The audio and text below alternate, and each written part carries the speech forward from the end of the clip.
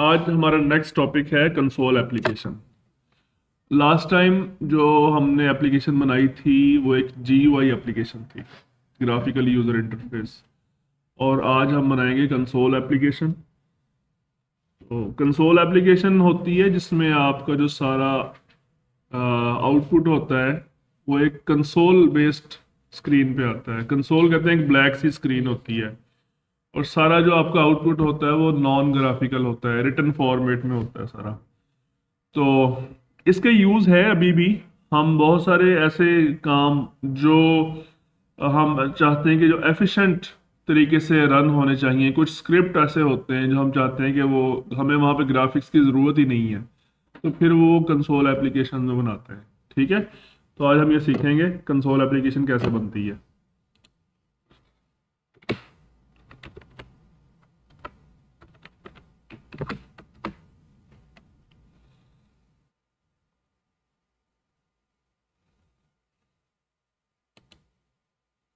ये project templates की screen हमारे सामने आ गई। यहाँ से ये वाला ऑप्शन ठीक है, C#। ये ऑपरेटिंग सिस्टम कौन सा है, विंडोज़। और एप्लीकेशन कौन सी बनानी है हमने, ये वाली ऑप्शन बनानी है हमने, एप्लीकेशन कंसोल। ठीक है, इसको नेक्स्ट पे क्लिक करें और इसका नाम यही ठीक है, कंसोल ऐप 1 ही ठीक है। क्रिएट। ओके, ये हमारे सामने इसकी फाइल खुल गई है, और आप देख सकते हैं कि इसमें हमारे पास कोई ग्राफिकल फॉर्म नहीं है, जस्ट एक फाइल है program.cs, जो GUI ऐप में भी थी ये वाली फाइल। ठीक है, लेकिन कंसोल ऐप में आपको कोई फॉर्म वगैरह कोई चीज़ नज़र नहीं आ रही। तो आपने सारा काम इसी program.cs में ही करना है। वैसे तो इसमें और भी आप फाइल्स ऐड कर सकते हैं, लेकिन कोई फॉर्म्स वगैरह इसमें ऐड नहीं हो सकते, ग्राफिकल चीज़ें नहीं आ सकती। तो ये देखें, इसको जब आप C++ लैंग्वेज में काम करते थे वहां पे एक मेन फंक्शन होता था, तो यहाँ पर भी एक मेन फंक्शन है, बिल्कुल वैसे ही है। ये कुछ चीज़ें इसमें नई हैं, जैसे ये स्टैटिक लगा हुआ है शुरू में, और ये दरमियान में स्ट्रिंग ARGS लगा हुआ है। जो लोग जावा पढ़ के आए हैं उनको पता है कि वह जावा में ये वाले आर्गुमेंट्स होते हैं। ठीक है, और इवन वहाँ पे स्टैटिक भी होता है, और शुरू में हम पब्लिक भी लिखते हैं। तो यहाँ पे उसने सिर्फ पब्लिक नहीं लिखा, बाकी सारी चीज़ें हुई हैं। और क्लास हम लिखते थे जावा में भी, यहाँ पर भी क्लास है। बाय डिफॉल्ट इसका नाम प्रोग्राम है, और उस प्रोग्राम वाली जो क्लास है वो किस नेम स्पेस में है, कंसोल ऐप वाले, कंसोल ऐप 1 वाले नेम स्पेस में है। तो हम यहाँ पे जब अपना काम स्टार्ट करते हैं मेन फंक्शन के अंदर, हम यहाँ पे अगर कोई आउटपुट देना चाहते हैं तो हम क्या लिखेंगे, कंसोल डॉट राइट। ठीक है, जावा में क्या था, system dot out dot print line. यहाँ पे क्या है, कंसोल डॉट राइट। एक और फंक्शन है कंसोल डॉट राइट लाइन। वही कंसोल डॉट राइट और राइट लाइन में क्या डिफरेंस है, राइट जो है वो सिंपली अपना एक आउटपुट दे देता है, और जो राइट लाइन होता है वो आउटपुट देने के बाद एक लाइन ब्रेक खुद ब खुद कर देता है। ठीक है, तो हम इसका डिफरेंस देखते हैं। हमने यहाँ पे लिखा फॉर एग्जाम्पल वेलकम क्लास। ठीक है, और हम इसको स्टार्ट करते हैं।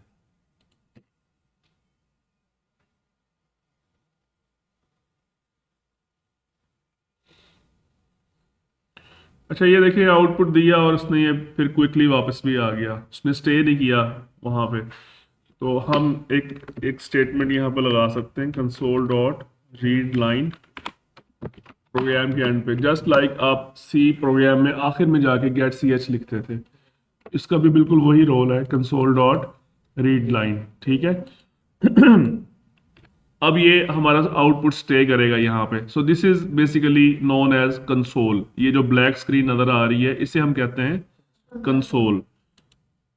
इसको मैं फॉन्ट साइज ज़्यादा कर देता हूँ ज़रा।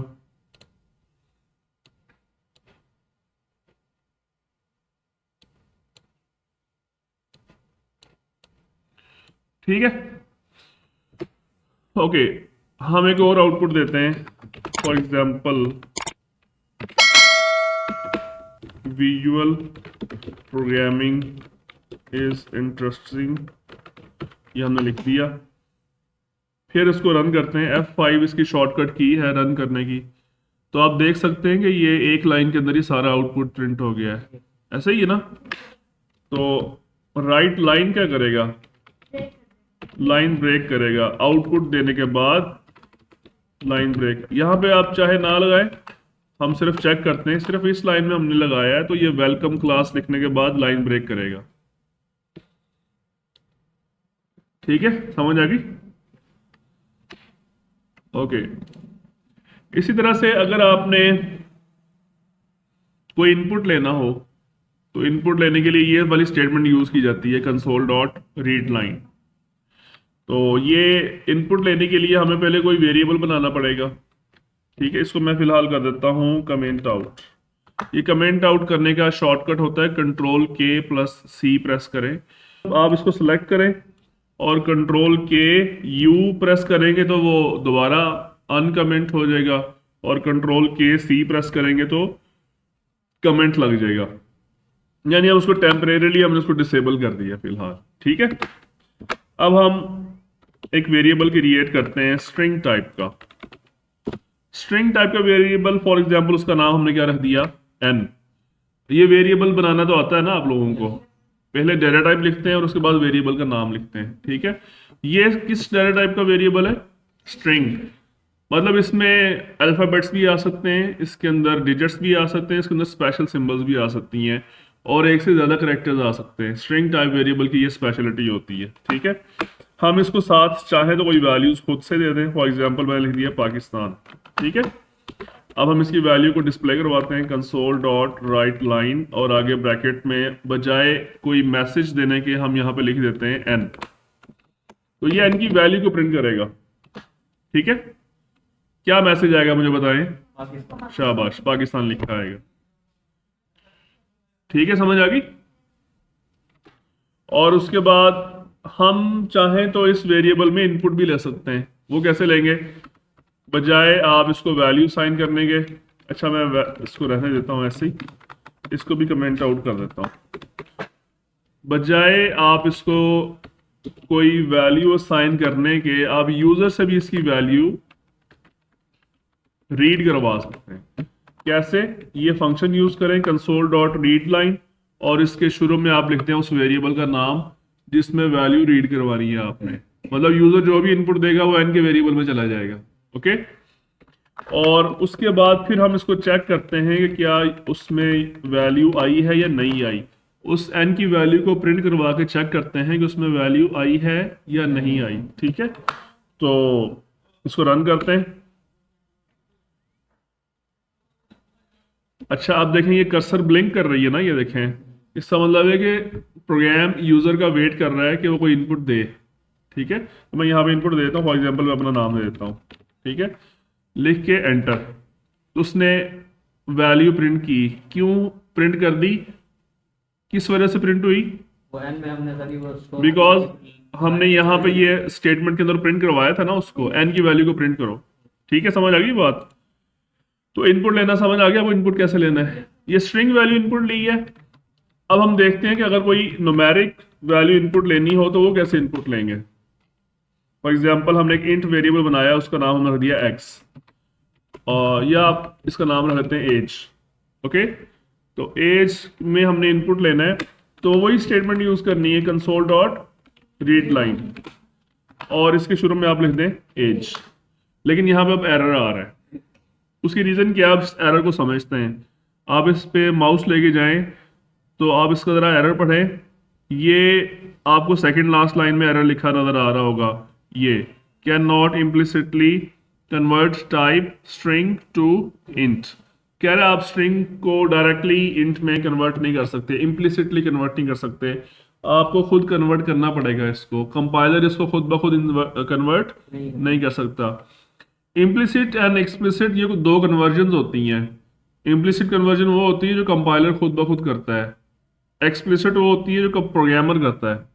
तो वो क्या कर रहा है, मैं इसको इम्प्लिसिटली कन्वर्ट नहीं कर सकता, तो आप खुद करें इसको कन्वर्ट। ठीक है, string dot console dot read line का जो फंक्शन है ये बेसिकली स्ट्रिंग वैल्यू लेता है। कौन सी वैल्यू लेता है ये, तो ये स्ट्रिंग को इंट में कन्वर्ट नहीं कर सकता। तो हम जो है ना इसके लिए एक फंक्शन यूज करेंगे। उस फंक्शन का नाम है convert dot to string, convert dot, और इसको ब्रैकेट में ये सारी चीज दे देंगे। तो कन्वर्ट डॉट टू स्ट्रिंग नहीं करना था, तो ऑलरेडी स्ट्रिंग है, कन्वर्ट डॉट टू इंट 32 करना है। ये आप कन्वर्ट लिखने के बाद डॉट प्रेस करेंगे तो आपको बहुत सारी कन्वर्जन्स के फंक्शन मिलेंगे आपको, to int 32, to boolean, to double, to date time, to int 16, इसी तरह और भी बहुत सारे फंक्शन हैं यहाँ पे। जब भी आपने किसी एक डेटा टाइप को दूसरी डेटा टाइप में कन्वर्ट करना है तो ये कन्वर्ट वाली जो क्लास है इसको यूज करें, ठीक है। इसके इतने सारे फंक्शन हैं, आप उसमें से कोई भी फंक्शन जो आपको चाहिए आप यूज कर लें। तो अभी क्या हो रहा है, अभी ये जो स्ट्रिंग वैल्यू है इसको इंट वैल्यू में कन्वर्ट किया जा रहा है। अब जो इंट है इसके साथ ही 32 क्यों लिखा हुआ है, ये इसका मतलब है कि 32 बिट्स वाला इंट है। बाय डिफॉल्ट डॉट नेट में अगर आप कोई इंट वेरिएबल बनाते हैं लाइक दिस तो वो 32 बिट्स का होता है। वैसे 16 बिट का इंट भी हो सकता है। आप देखें यहाँ पे, मैं अगर यहाँ पे कन्वर्ट डॉट टू इंट लिखता हूँ तो ये देखें यहाँ पे 16 वाला भी आ रहा है, 32 वाला भी आ रहा है, 64 वाला भी आ रहा है, और एक और आ रहा है यू इंट।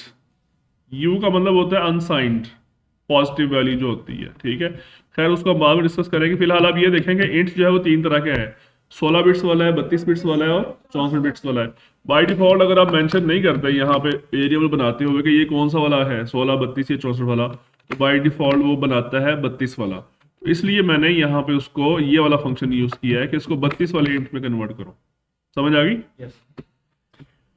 अब हम इसकी वैल्यू को एक दफा प्रिंट करवा के देख लेते हैं। Console dot write line, for example हम लिखते हैं योर एज इज, आगे एज की वैल्यू डिस्प्ले करनी है तो हम इस तरीके से एज की वैल्यू डिस्प्ले करवा सकते हैं, ठीक है। ये जो डबल कोटेशंस के अंदर जो मैसेज दिया हुआ है ये एज इट इज प्रिंट हो जाएगा, और उसके बाद ये प्लस लगाया है, ये प्लस ऐड नहीं करेगा। This is not addition operator, this is concatenation operator. ये दो वैल्यूज को इकट्ठा करता है, ऐड नहीं करता उनको, ठीक है। यानी ये स्ट्रिंग वैल्यू है और ये इंट वैल्यू है, तो इन दोनों के आउटपुट्स को इकट्ठा कर देगा, ठीक है। यस। एक ये तरीका है, और एक और तरीका ये होता है कि अगर आप चाहते हैं मैंने डबल कोट्स के अंदर रहते हुए ही एज की वैल्यू को प्रिंट करना है तो फिर आप इसके शुरू में एक साइन लगाएं, डॉलर साइन की, स्ट्रिंग के शुरू में, और यहां पे जिस जगह पे आपने वेरिएबल की वैल्यू को प्रिंट करना है वहां पे कर्ली ब्रैकेट्स लगा के उसके अंदर वेरिएबल का नाम लिख दें। तो अब क्या होगा, ये जो कर्ली ब्रैकेट्स के अंदर हमने जिस वेरिएबल का नाम लिखा है ना, ये यहां पे इस एज की वैल्यू प्रिंट होगी, जो भी एज की वैल्यू होगी वो प्रिंट हो जाएगी यहाँ पे, ठीक है। तो ये आप जब शुरू में डॉलर साइन लगाएंगे ना तो फिर ये कर्ली ब्रैकेट्स वाली चीजों को स्पेशल डील करता है। नहीं लगाएंगे डॉलर साइन तो फिर क्या होगा, अब ये एज एज इट इज लिखा आ जाएगा, AGE ऐसे लिखा आ जाएगा, और ये ब्रैकेट्स भी एज इट इज लगी आ जाएंगी। लेकिन ये आप डॉलर साइन लगाएंगे तो फिर क्या होगा कि अब इसकी वैल्यू प्रिंट होगी, सही है। तो हम इसको रन करते हैं। ये हमसे इनपुट मांग रहा है ना, कर्सर ब्लिंक कर रही है, तो हम यहाँ पे इनपुट दे देते हैं फॉर एग्जांपल 42, ठीक है। तो ये इसने हमें आउटपुट दे दिया। क्लियर, मैं समझ आ गई? यस। ओके। अब हम एक और एग्जांपल लेते हैं। हम दो नंबर्स लेते हैं डबल टाइप के, N1 and N2, और इसमें इनपुट लेते हैं। हम पहले मैसेज देते हैं यूजर को, console dot write line please enter number, first number, ठीक है, प्लीज एंटर फर्स्ट नंबर, और फिर कंसोल डॉट रीड लाइन, ये फंक्शन आ गया हमारा। और इस वेरिएबल कौन सा है जिसमें हमने रखना है N1, but N1 is double type variable, so हमें ये जो वैल्यू है, जो स्ट्रिंग वैल्यू है, इसको कन्वर्ट करना पड़ेगा, कन्वर्ट डॉट टू डबल, इसको हमें डबल टाइप में कन्वर्ट करना पड़ेगा, तब ये N1 के अंदर वैल्यू जाएगी। इसी तरह से आप जो सेकंड नंबर है उसमें भी इनपुट ले लें, प्लीज एंटर सेकंड नंबर, ठीक है, और इसको हमने रख लिया N2 के अंदर। अब इसको एक दफा हम रन करके देख लेते हैं कि इनपुट हमारा ठीक हो रहा है या नहीं हो रहा। ये देखिए मैसेज आ गया, प्लीज एंटर फर्स्ट नंबर। अच्छा ये नेक्स्ट लाइन पे जा रहा है, तो ये नेक्स्ट लाइन पे मैं जाना इसको चाहता कि नेक्स्ट लाइन पे जाए, तो ये राइट लाइन नहीं राइट यूज करते हैं, ठीक है। और यहाँ पर भी राइट यूज करते हैं। अब दोबारा रन करके देखते हैं इसको। पहला नंबर मैंने एंटर कर दिया फॉर एग्जांपल 30, अब दूसरा नंबर 40, ओके। और ये दोबारा कर्सर ब्लिंक हो रही है, वो जो आखिरी वाला लगाया हुआ है ना कंसोल डॉट रीड लाइन, उसकी वजह से ब्लिंक कर रही है। तो इनपुट हमारा कंप्लीट हो गया है। अब हम इसको चाहते हैं कि दो वेरिएबल्स लेंगे, एक सम का और एक प्रोडक्ट का। सम के अंदर इन दोनों को हम कर देंगे ऐड, और प्रोडक्ट के वेरिएबल में इन दोनों को मल्टीप्लाई। ठीक है, समझ आ रही? अब हम इसका रिजल्ट डिस्प्ले करवा देते हैं। Console dot write line sum is equal to, आगे सम की वैल्यू,